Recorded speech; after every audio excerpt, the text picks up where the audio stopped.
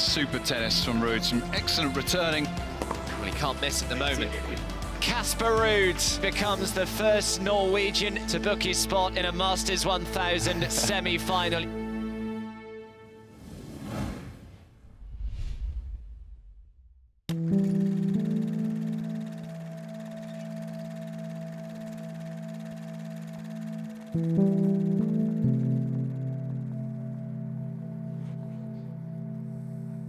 Well, I was expecting a tough match, of course. Anytime, anywhere you play Matteo, it's going to be tough. And it was in Rome, and it was during COVID times and sort of lockdown, and there were many restrictions, many rules, so there were no fans. So you only need to focus on the match, because if you play in Italian at the Petrangeli court, you know that it's going to be packed no matter who it is, and that they're going to cheer for the Italians. So that's normal, and that's how it goes. So I was sort of happy in a way that there were empty seats that day.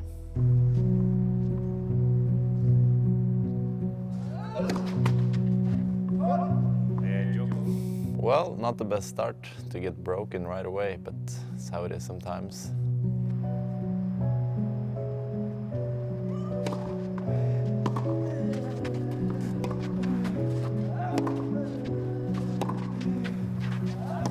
Good rally so far.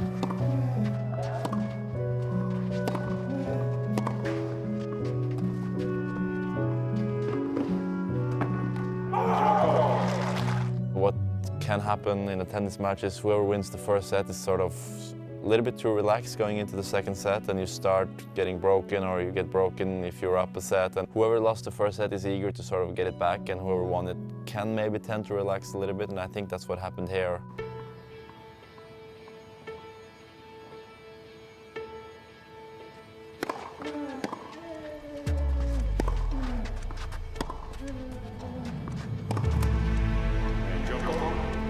I broke him right away in the second and was able to keep that break throughout the set and level the match and make it one set apiece.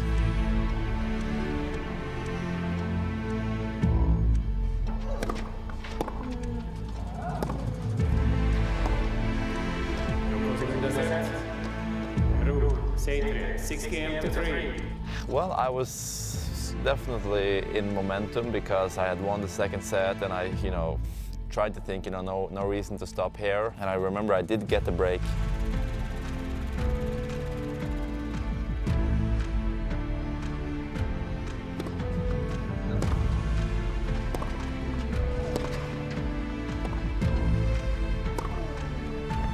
Oh yeah, that was a good forehand. I think I remember that actually.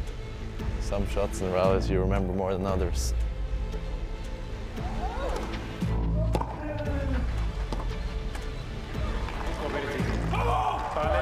Even though you get broken back in the third set, you're still pretty much all square, you're even. It's not over until it's over, and I think that's sort of what I thought there, and that it helped. I mean, I was able to hold my serve a couple more times and then get it into a tie break.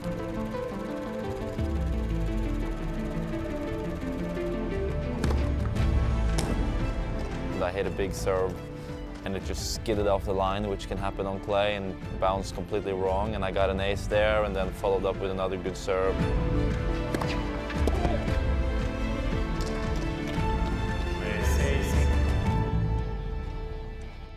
On the match point, I was nervous. I was just trying to get the ball in play and take it from there.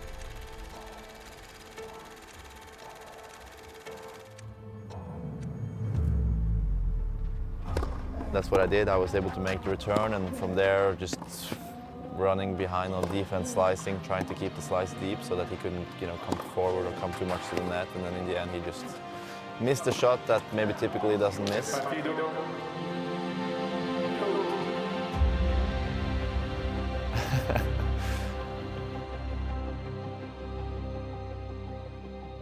Look at Marcel and Pedro.